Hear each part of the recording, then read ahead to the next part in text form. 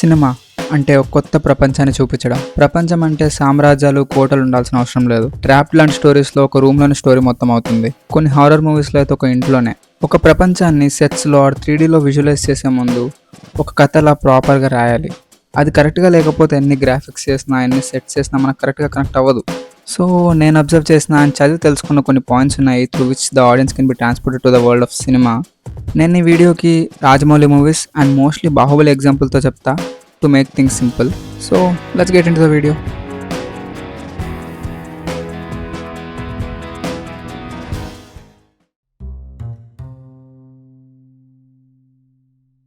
Audience చూస్తున్నారు కానీ ఏది పడితే అది చూపిస్తే అవ్వదు. ఏదైనా అవుట్ ఆఫ్ ద వరల్డ్ చూపిస్తున్నామంటే దాన్ని ముందే ఎస్టాబ్లిష్ చేయాలి. అది ఆ ప్రపంచంలోకి ఎంటర్ అయ్యే టైంలో అయితే ఇంకా ఈజీగా ఉంటుంది. ఈ ప్రపంచంలో ఇలా అవుతుంది, పర్లేదు నేను నమ్మేస్తా అని ఎలా ఉండాలి. హ్యారీ పాటర్ పార్ట్ 1లో హాగ్వార్ట్స్ గురించి చాలా చెప్తారు. స్టార్టింగే గుడ్లగూబలు, స్నేక్ మాట్లాడడం, ఈ విజార్డరీ మొత్తం చూపిస్తారు.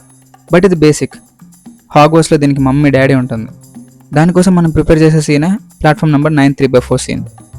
ఒక రియల్ ప్లాట్ఫామ్లో హాగ్వార్ట్స్ లాంటి ప్లేస్కి వెళ్తున్నారు అని రాసే కన్నా ఇలాంటి ఒక హిడెన్ ప్లాట్ఫామ్తో మనల్ని ఒక మిస్టీరియస్ వరల్డ్లోకి తీసుకెళ్తారు. ఇంకా అక్కడ ఏం జరిగినా we are bound to believe it because of how we entered it.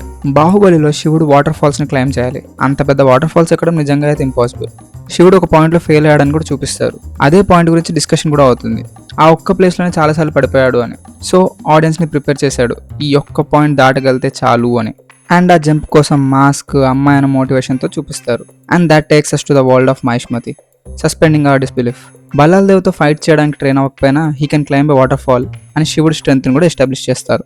మగధిరాలో ముట్టుకుంటే పాస్ట్ గుర్తు రావడం అలా 2-3 టైమ్స్ చూపించి ఇలా పాస్ట్ గుర్తొస్తుందని ఆడియన్స్ని కన్విన్స్ చేసి ఇంటర్వెల్ పాయింట్లో హ్యాండ్ మొత్తం తాకినప్పుడు పాస్ట్ ఫుల్గా గుర్తొస్తుంది. ముట్టుకుంటే షాక్ కొట్టడం, పాస్ట్ గుర్తు రావడం అనేది చాలా అబ్జర్వ్ థింగ్. బట్ అది కన్విన్స్ చేయాలి అంటే first you have to build up to it.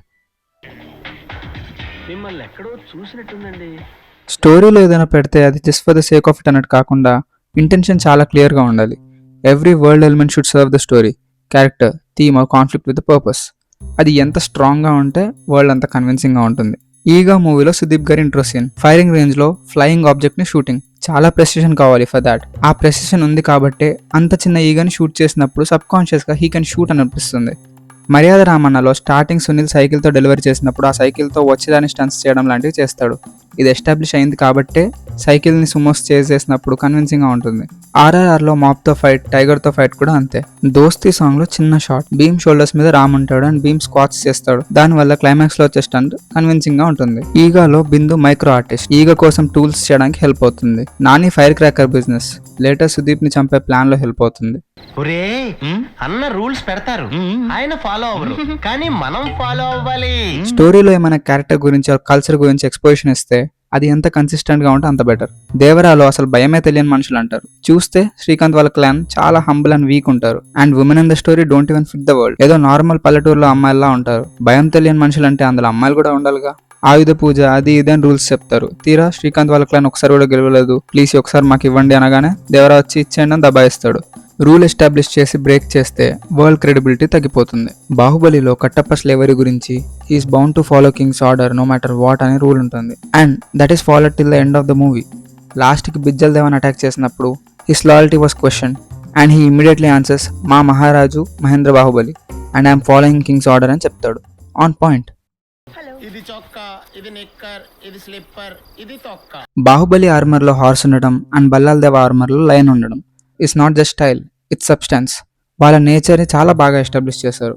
Amarendra Baahubali is like a horse, symbolizing a knight, and he likes to be a soldier first during the fight, while Balla treats himself like a lion, symbolizing king. అంతేకాదు బాహుబలిలో characters నుదుటి మీద ఉండే బొట్టు కూడా చాలా క్లారిటీతో design చేశారు, వాళ్ళ నేచర్ని రిప్రజెంట్ చేసేలా. Amarendra Baahubali has half moon which is associated with cool and peace, while Balla has sun, rising sun, furious and rage. శివుడికి స్నేక్ ఉంటుంది, tribal person and devotee of lord Shiva అన్నట్టు. For Devasena she looks after Kuntala as a king, gender ఈక్వాలిటీని represent చేస్తూ ఒక చిన్న symbol ఉంటుంది. బిజ్జల దేవకి త్రిశూలం ఉంటుంది, డిస్ట్రక్షన్ రిప్రజెంట్ చేస్తూ. కట్టప్పకు ఒక డాగ్ లాగా ఉంటుంది, లాయల్టీని రిప్రజెంట్ చేస్తూ. While Bhadra has a bull, అతని స్టబ్బర్నెస్ ని చూపిస్తూ. మూవీలో దేని గురించైనా ఎవరైనా మాటల్లో చెప్తే ఆర్ గ్రాఫిక్స్తో ఎక్స్ప్లెయిన్ చేస్తే దట్ ఈస్ ఎక్స్పోజిషన్. ఆ చెప్పింది చెప్పినట్టే జరగడాన్ని కాల్ బ్యాక్ అంటారు. సలార్లో ఇంటర్వెల్ తర్వాత కాన్సార్ ఓటింగ్ సిస్టమ్ గురించి, పవర్ డైనమిక్స్ గురించి చెప్తారు, గ్రాఫిక్స్లో కూడా చూపిస్తారు. క్లైమాక్స్లో అదే ఓటింగ్ నిజంగా జరుగుతుంది, అబౌట్ సీజ్ ఫైర్. బాహుబలిలో త్రిశూల వ్యూహంని మినియేచర్లో గ్రాఫిక్స్తో ఎక్స్ప్లెయిన్ చేస్తారు, అండ్ అది వార్ జోన్లో నిజంగా జరిగినప్పుడు చూస్తే ట్రూలీ మైండ్ బ్లోయింగ్గా ఉంటుంది. మగధీరాలో శత్రుద్ర వంశం గురించి ఎక్స్పోజిషన్ ఇస్తారు. ఏ యోధుడైనా 30 years నుంచి బతకడు, 100 మంది వీరుల్ని చంపి కానీ చావరు అని. అండ్ అదే జరుగుతుంది. అది జరిగినప్పుడు చాలా బాగుంటుంది. వరల్డ్ బిల్డింగ్ అంటే పెద్ద పెద్ద సెట్స్ కాదు, strong rules, proper setup, meaningful details and consistent pay of. ఆడియన్స్ని ఆ వరల్డ్లోకి తీసుకెళ్లడం అనేది లాజిక్ అండ్ స్టోరీ టెల్లింగ్ ద్వారా జరుగుతుంది. All these points are my observations and may differ with people. Next time మీరు సినిమా చూసినప్పుడు విజువల్స్ కాకుండా వరల్డ్ రూల్స్ అండ్ సెటప్స్ గమనించండి. And that is it for this video. If you find value in this video, do like, share, comment your thoughts, and please do subscribe to Pixel Perspective. Peace.